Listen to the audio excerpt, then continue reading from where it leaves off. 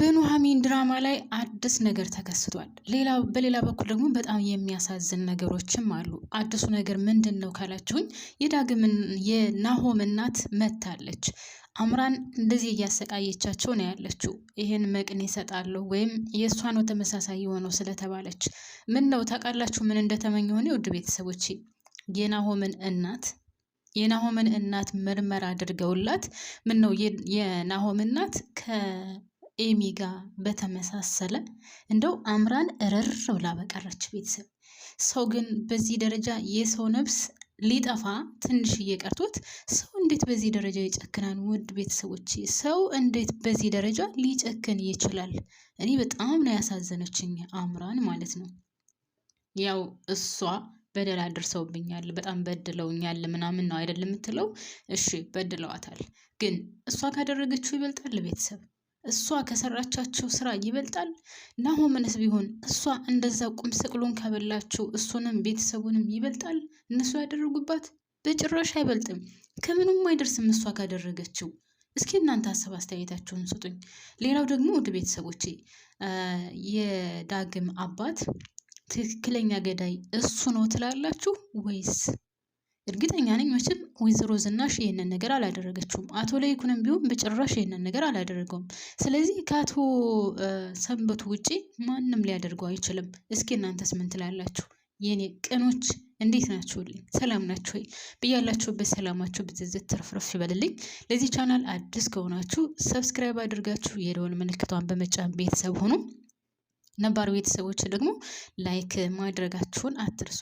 ነጯን የላይክ ምልክቷን ጫን ስትሏት ጥቁር ትሆናለች እና እስኪ እያየዋችሁ እስኪ 1 2 3 በእናታችሁ ላይኩን እየጠበቅኩ ነው። እሺ ማሮችዬ፣ ለማንኛውም ወደ ቻናሌ ስለመጣችሁ ደግሞ ከልብ ነው የማመሰግነው። ወደ ድራማው ስመለስ እንግዲህ የናሆም እናት መታለች። የናሆም እናት ደግሞ የመጣችው በጣም ደስ የሚለው ነገር የኤርሚያስን እንግዲህ ካስታወሳችኋት ያችን ቅመም የሆነች ልጅ የኤርሚያስ ልጅ ከእሷ ጋር ነው ያለችው እና አሁንማ ምን እያሰብኩ እንደው ታውቃላችሁ ማሮቼ? ምክንያቱም ናሆምና ኑሐሚን የሚጋቡ አይመስለኝም እና ምናልባትም ኤርሚያስና ኑሐሚን አንድ ላይ ይሆን ወይስ ዳግምና ኑሐሚን? ናሆምና ኑሐሚን በጭራሽ አንድ ላይ እንደማይሆኑ በጣም እርግጠኛ ነኝ። በጣም እና እናንተ ኑሐሚን ከማጋ ትሆናለች ብላችሁ ታስባላችሁ? እስኪ ሀሳብ አስተያየታችሁን እንድታካፍሉኝ። ሌላው እንግዲህ የኤርሚያስ ልጅና የናሆም እናት አንድ ላይ መጥተዋል። እሷም ኑሐሚን ናት ያመጣቻቸው። ኑሐሚን አምጥታ ከቤቷ አስቀምጣቸዋለች። የናሆምን እናት መልሳ ወደ አቶ ለይኩን ቤት ልታስገባት ነው ማለት ነው ኑሐሚን። ያን ቤተሰብ ጠንቅቃ ታውቀዋለች። እንደውም ኑሐሚን አቶ ለይኩን ቤት ወስጄ አስገባሻለሁ ምናምን ስትላት ድንግጥ ነበር ያለችው። ካያችሁ የናሆም እናት በጣም ነበር የደነገጠችው። ምክንያቱም አቶ ለይኩን የሚባለውን ሰው ጠንቅቃ ታውቀዋለች። ሲቀጥል እንግዲህ ናሆም ልጇ አጠገቧ ነበረ። እኔ ግን ያልገባኝ ነገር እዚህ ላይ ቤተሰቦቼ መጀመሪያ ላይ ድራማው ላይ ስለ ናሆም ታሪክ ምናምን ከተነሳ በኋላ ሲወራ አቶ ለይኩን ሲያወራ ወይም ደግሞ ወይዘሮ ዝናሽ ስታወራ ናሆምን በር ላይ አምጥታ ጥላው እንደሄደች ነው ወይዘሮ ዝናሽ ስታወራ የነበረው። ነገር ግን አሁን ሴትዮዋ ስታወራ ወይም የናሆም እናት እንደ አወራሯ ከተረዳሁት ልጄ የት እንዳለ አላቅም፣ የት እንደደረሰ አላቅም ነው ያለችው። እዛ በር ላይ ካደረገችው እንዴት ነው የማታውቀው? ከነሱ ውጪ ማንም ያነሳዋል ብላ እንዴት ጠረጠረች? ሌላ ሰው ያነሳዋል ብላ እንዴት ልጠረጥር ቻለች? እንደገና ደግሞ ወደ ቤተሰቦች ያንን የመሰለ ቆንጅዬ ልጅ በር ላይ ጥላ እውነት ትታው ሄዳ ነው ወይስ መለስ ብላ የት ነው ያለው ማን ነው ያነሳው የሚለውን ነገር አላረጋገጠችም። ይሄ ሌላ ጥያቄ ነው። ምክንያቱም ለኑሐሚን ስትነግራት ምንድነው ያለችው? አንድ ልጅ አለኝ ግን የት እንዳለና የት እንደገባ የማውቀው ነገር የለም ነው ያለችው። መቼም እንኳን አይደለምና ናሆም እንግዲህ ከበር ላይ ስትጥለው ወይም በር ላይ ስታስቀምጠው ከአቶ ለይኩን በር ላይ ስታስቀምጠው ናሆም ምናልባትም የ3 ዓመት የ4 ዓመት እንደዚህ አካባቢ ይሆናል። እንዶ ከዓመት በታችን ቢሆን እንኳን ይሄን ልጅ አንስተውታል አላነሱትም የሚለውን ነገር አላረጋገጠችም ወይ? ተመልሳ አልጠየቀችም ወይ? አላየችም ወይ? በርቀትስ አልተመለከተችም ወይ? እውነት ወርውራው ሄዳ ነው በሰዓቱ አሁን ልጅ የት እንደገባ የት እንዳለ አላቅም የምትል? በዚህ ላይ ለእኔ ጥያቄ ስለሆነብኝ ነው። ለማንኛውም እንግዲህ አዲስ የመጣችው የናሆም እናት ከነ ወይዘሮ ዝናሽ ቤተሰብ በድጋሚ ልትቀጠር ነው ማለት ነው። ሌላው አምራን በጣም በሚያሳዝን ሁኔታ እንግዲህ የቤተሰቡን ድርጅት በአጠቃላይ ስጡኝ እያለች ነው። በአጠቃላይ ማለት ይቻላል ያው 85% ወይም 80% የሚሆነውን ስጡኝ እያለች ነው ማለት ነው። ያን ካልሰጣችሁኝ በጭራሽ የማደርገው ነገር የለም እያለች ነው። ሲቀጥል የሚያሳዝነው ነገር ኤርሚያ እንትና ማነው ስሙ ዳግምንም ቢሆን በግድ ኑሐሚንን ትወዳታለህ። ስለዚህ ኑሐሚንን የራስ ማድረግ አለበት። የራስ አድርጋት። ኑሐሚን ያንተ መሆን አለባት። በጣም ትወዳታለህ፣ በጣም ታፈቅራታለህ እያለች ነው። ቆይ እንደው እሺ ይሁን እሷስ አለች እውነት ዳግም ጭንቅላቱ ይቀበልለታል? ህሊናው ይቀበልለታል ወይ? ቤተሰብ እንዴት ነው የሚቀበልለት? እንዴትስ ይቀበልለታል? ማለቴ እንግዲህ ናሆም ኑሐሚንን በጣም ነው የሚወዳት። ስላልተሳካ እንጂ ሊጋቡ ነበር። ያው በመውደድ ደረጃ ከተነሳ እሱ ዳግም ነው መጀመሪያ የሚወዳት። ግን ዳግምን ደግሞ ኑሐሚን አልወደደችውም፣ በጭራሽ ልታፈቅረውም አልቻለችም። ስለዚህ እንደው ዳግም ቢሳካና ቢሆንስ ዳግም ውስጡ አምኖበት ጭንቅላቱ ተቀብሎት ኑሐሚንን የራሱ ማድረግ ይችላል ወይ ነው። ከዛም መካከል ደግሞ ሁለቱ ሳይጫረሱም ይጋደላሉ። ናሆምም ዝም አይልም።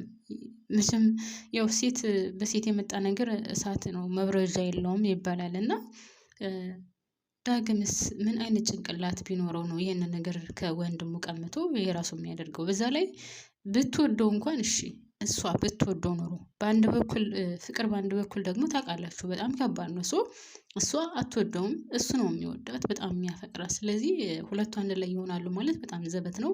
አምራን ግን የምታደርገው ነገር እና እያደረገች ያለችው ነገር በጣም የሚቀፍ፣ የሚደብር፣ የሚያስጠላ ስራ ነው እየሰራች ያለችው። ለማንኛውም ይመቻት ብለናል። ሌላው አሁንም ቢሆን አምራን እንግዲህ ወደ እስር ቤት ሄዳ ወይዘሮ ዝናሽን እየተሳለቀችባት ነበረ፣ እየሳቀችባት ነበረ። እንደዛ ሲኮራብኝ የነበረ ሰው እባክሽ እያለ ሲለምነኝ ምን ያክል ያስደስታል፣ ምን ያክልስ ሀሴት ይሰጣል እያለች በጣም ስትደሰት ነበርና ሰው በሰው ሲቃይ እንዴት እንደሚደሰት ባላቅም ሰው በሰው መከራ በነገራችን ላይ ውድ ቤተሰቦች አሁን አምራን የናሆም ቤተሰቦች በድለውኛል፣ የናሆም ቤተሰቦች አሰቃይተውኛል እያለች ነው። ኦኬ አቶ ለይኩን ያው ስለፈራ ብዙ መረጃ ስላላት ለአንድ ለሁለት ቀን ከሆነ ክፍል አስሮ አስቀምጦ መረጃውን ሁሉ ወስዶባታል። እሺ እሱንም ግን ስለፈራ ነው እንጂ ሌላ በደል ስለበደለችው ወይም ሌላ ግንኙነት ስላላቸው አይደለም። ነገር ግን ያው መረጃ ነፍ ስለነበራት ለማይቀርላቸው ነገር ከእስር ቤት መግባታቸው ለማይቀር ቪዲዮ መገኘቱ ለማይቀር እሷን አስሮ እንግዲህ ለተወሰነ ጊዜ በሽጉጥ የሚያስፈራራን ነበር ምናምን። ከዚህ ውጭ ሌላ ምንም ያደረጓን ነገር የለም። እሷ በእነሱ ላይ ያደረገችው ይልቁንስ ከዛ 10 እጥፍ ይሆናል። ቤተሰቡ እንደዛ እንድበጠበጥ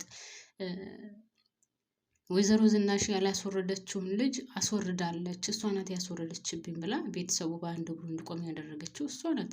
በዛ ላይ ደግሞ እንግዲህ ካያችሁ ይህን ቪዲዮ ያወጣችውና ይህን ቪዲዮ እንደዚህ እንድሰራጭ ያደረገችው እሷ ናት። ስለዚህ የዚህን ቤተሰብ ምስቅልቅል ያወጣችው አንደኛ ደረጃ እሷ ናት። ናሆምንም ቢሆን በወጣ በገባ ቁጥር እየተጨቃጨቀ እንደ ውሻ እንደዚህ ጨርቁን ጥሎ እስከሚያብድ ድረስ ለማድረስ ምንም አልቀራትም ነበረ። ሲቀጥል ከፍቶኝ ማለት ተጸጽቻለሁ በቃ ይቅር በሉኝ ብላ መታ እንኳን እነሱ እውነትም ተጸጽታለች ብለው ከውስጣቸው ይቅር ብለዋት ተቀብለዋት አቶ ለይኩንም ሆነ ናሆም በባንኳ ብር አስገብተውላት ነበረ። ነገር ግን ያን የተሰጣትን ብር እንኳን ለነገር ነው የተጠቀመችበት። ደስ የሚለው ነገር ሴት ለሴት ግን ኑሐሚ የዋህ ስለሆነች ኑሐሚ ተቀበለች እንጂ ሴት ለሴት ይተዋወቃል። ታውቃላችሁ ቤተሰብ። ወይዘሮ ዝናሽ የዛ ጊዜ አምራን ይቅርታ አድርጉልኝ እኔ በቃ ተጸጽቻለሁ፣ ስለዚህ ካሁን በኋላ ምንም ነገር አላደርግም ብላ ስትመጣ ወይዘሮ ዝናሽ ግን አልተቀበለቻትም። ምክንያቱም ከውስጧ እንዳልሆነ ጠንቅቃ ስለምታውቅ ሰው አልተቀበለቻትም ማለት ነው።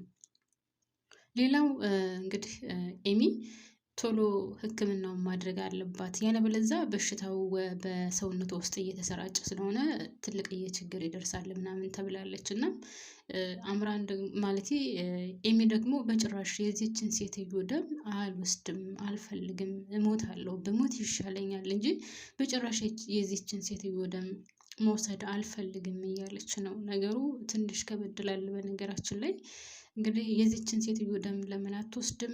ለምን እምቢ አለች? ያው እናትና አባቴ እንደ ስራ የዳረገችው እሷ እስከሆነች ድረስ በጭራሽ የእሷን ደም ወስጄ እኔ መትረፍ አልፈልግም ብሞት ይሻለኛል እያለች ነው። እምቢ በሚለው ነው የጸናችው እስካሁን ድረስ።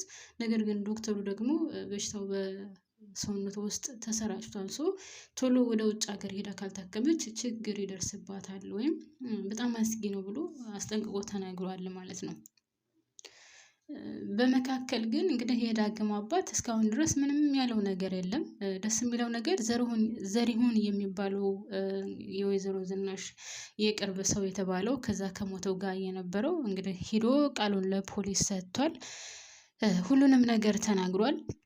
እኔ ከተናገርኩ በኋላ ወይዘሮ ዝናሽ እና አቶ ለይኩን ከእስር ቤት ይወጣሉ ወይ ብሎ ፖሊሱንም ጠይቆን ነበር። ነገር ግን ፍርድ ቤት ነው የሚወስነው እንጂ እኛ የምንወስነው ነገር የለም ብሏል። አዎ እውነቱን ነው። ፖሊሱ ምንም የሚወስነው ነገር የለም ከፍርድ ቤት ውጪ። ምናልባት ግን ይሄ አሁን ይሄ ዘሪሁን የሚባለው ራሱ ቢመሰክርም ቤተሰቦች እነሱ ከግድያ ነፃ ቢሆኑም እንኳን ማለት ነው ቤተሰቦቼ ትልቅዬ ችግር አለ። ለምን ካላችሁኝ ሬሳ ቀብረዋል። ያን ሬሳ እየቀበሩት እነሱ ናቸው። ስለዚህ በዚህ ራሱ በቀላሉ የሚለቀቁ አይመስለኝም። ብቻ እንደዚህ አይነት ነገር ታውቃላችሁ፣ ውስብስብ ያለ ውጥንቅጡ የጠፋ ነገር በቀላሉ የሚፈታ አይሆንም። ደግሞ አንዴ አይንፈስባችሁ፣ አንዴ ከነፈሰባችሁ በቃ ከዛው ላይ ነው የሚደራርበው። በዛ ላይ ይሄ ሰውዬ ሊያምን አልቻለም፣ በጭራሽ ሊያምን አልፈለገም። እንግዲህ ያን ሰውዬ ገሎ ራሱ ተጠቅልሎበት በነበረው ራሱ ጠቅልሎ አስቀምጦ ወጥቶ ያየው ሰው የለም፣ እማቀው ነገር የለም ነው ያለው። ይህ ሰውዬ እስከሚያምን ድረስ ራሱ በጣም ከባድ ነው። በዛ ላይ ደግሞ እኔ ከምንም በላይ ዳግም ነው የሚያሳዝነኝ በነገራችን ላይ ማለት ነው። ዳግም በጣም ነው የሚያሳዝነው። ለምን ካላችሁኝ አሁን አባቱ ገዳይ ሆኖ ቢታሰርም የእሱ ጸጸት ነው። ገብቷችኋል? ወይዘሮ ዝናሽና አቶ ለይኩንም ቢወጡ አባቱ በእነሱ ቦታ ይታሰራል። ምክንያቶቹ ደግሞ እነሱ ናቸው። ያው ዳግም ከዛ ባይመጣ ከዛ አባቱ ተከትሎ አይመጣም ነበር ምናምን ኦኬ። ነገር ግን የዚህ ሰውዬ ሰው መግደል ምክንያትና የዳግም አባት መታሰር ምክንያት አሁንም ቢሆን እውነታው ከወጣ እነሱ ናቸው የሚሆኑ። ስለዚህ ዳግም ደግሞ በዚህ ነገር ደስተኛ ይሆናሉ ካላችሁኝ አይሆንም። ምንም ቢሆን አባቱ ነው። ስንት ዋጋ ከፍሎ ያሳደገው አባቱ ነው። ሌላው የዛኛው የሞተው ሰው እንግዲህ ያው የእሱ ሬሳው ተመርምሯል። ከዛ የእሱ ቤተሰብ አለው ተብሎ ተጠይቆ እንግዲህ አንድ እህት አለችው ተብሏል። የእሷ ተመርምሮ የሁለቱ እንትናቸው አንድ አይነት ከሆነ በቃ አቶ እንትና እንደገደለው ነው የሚያዘው ማለት ነው። እና ያሳዝናል ግን ብቻ